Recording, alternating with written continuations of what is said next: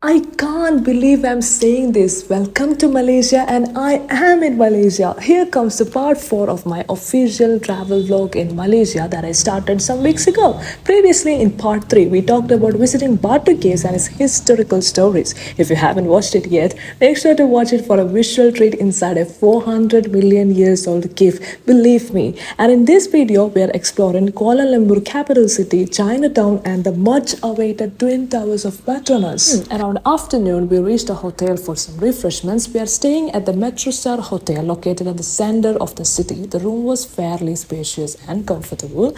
As I was too tired not being able to sleep in the flight last night, my first thought was to sleep ASAP. One thing I liked about this hotel was its location, because as it is located in the center of the city, we can easily access to anywhere in Kuala Lumpur like the KL Watchtower or the Twin Tower or many interesting places. So yeah, as soon as I got into my room, I was ready to call my mom because I haven't talked to her properly ever since I boarded my flight. And then the time passed to 4 o'clock in the evening. As we head out to the city, one thing I'm really interested to talk about is Malaysian climate. It is sunny in the morning and rainy in the evening. And of course, I love rain, so evenings are my favorite here. We are now heading to Chinatown. I have heard a lot of stories about it, but seeing it for real, like real, gonna be a wholesome experience. Oh my god. And I can't wait to try new foods and drinks there. As we were going towards Chinatown, I got curious by these many pubs here and there, one by one, and I was informed by our guide that this area is known for many pubs and bars. And within 10 minutes, we reached Chinatown, and here we go. Chinatown is all over the world, like parts by parts, depicting the Chinese history and food and culture. As I was about to visit the Chinatown here at Kuala Lumpur, I am pretty excited to explore what it has to offer. I saw these fruit juices colorfully placed, and having remembered this drink becoming an interesting sensation on the internet, I thought of trying this. This is named as Dragon Fruit Mango Boba Milkshake, as you can see in its 3 layers of presentation, and I would like to rate it 10 by 10, for which I love this so much. And boba milk is my personal favorite. It costed me around RM6, which is 0.22 USD and 100 something in INR. You guys do know that trying out new food has always been my favorite activity, and yes, I'm excited. Alright, time to move forward with the boba milk in my hands, sipping its flavor as I started to look at these beautiful Chinese shops with vibrant colors.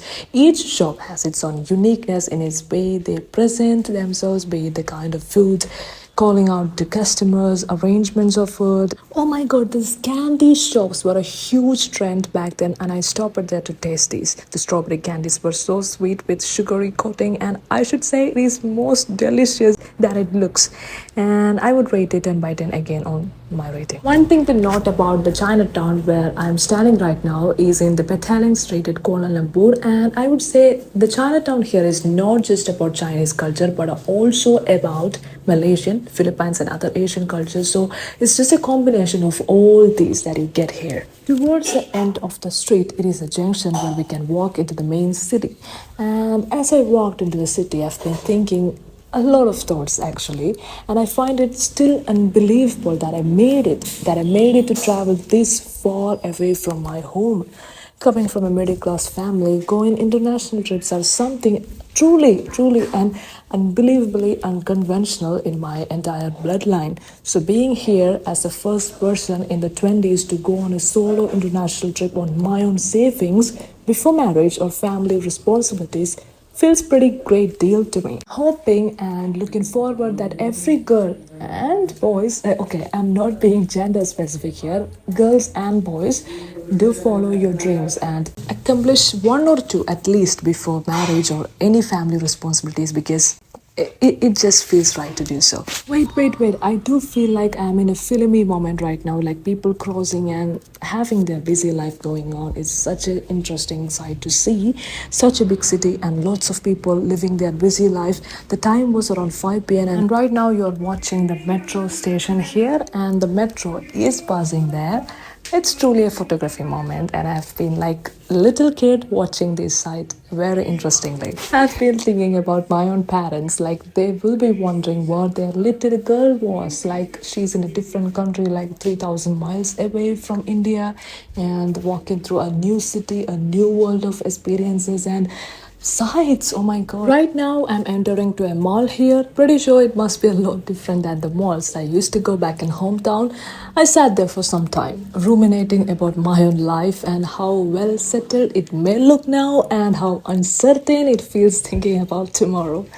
And I was still excited to go back to Chinatown streets once again and had to wait because more than these branded shops and malls and city vibes, I like to explore more of the local cuisines and cultural aesthetics and walk like a local tourist. So I didn't bother to explore the mall fully and got outside and saw a familiar face right there. Hi, Brad Pitt. Alright, as I head out towards the city again, I found the night vibes in the city more beautiful with the lights everywhere. And one thing I noticed being in a favorite place is that time passed real fast. And I really hate that because it's almost night now. And I don't want to end this day so fast. On my way back to Chinatown, I saw this cute giant cat waving high, and I remember I spotted one or two these kind of cats like here and there, children's running over them and clicking pictures, and it was such a cutest things to watch.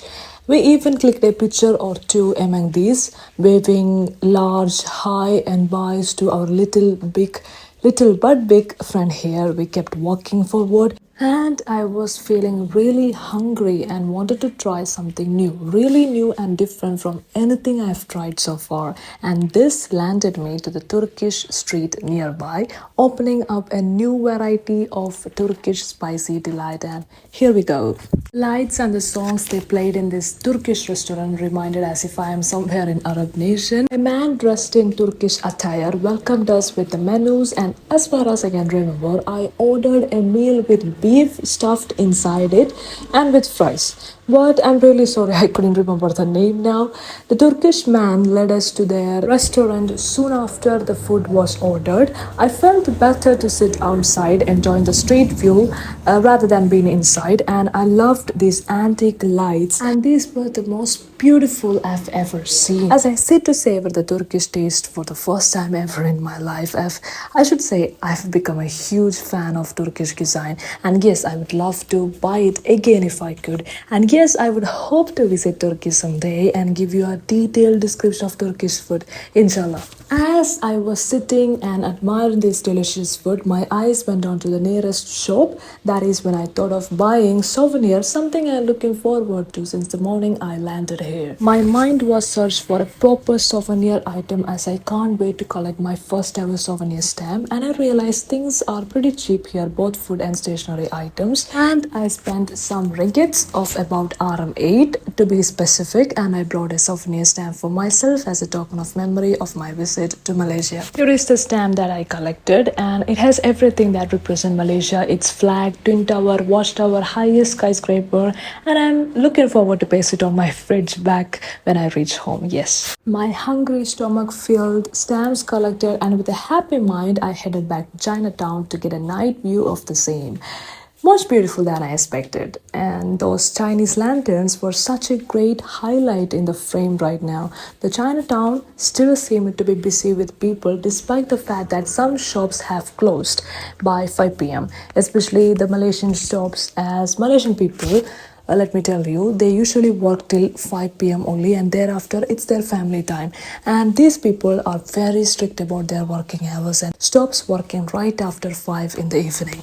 Looking at Chinatown for one last time, and I walked back to where the car was parked, and I got into it to travel to the next destination, which is a much awaited spot, the Petronas Twin Towers. It would be so wonderful to see those towers for real, as it was something that I was looking forward to the most in my Malaysian travel.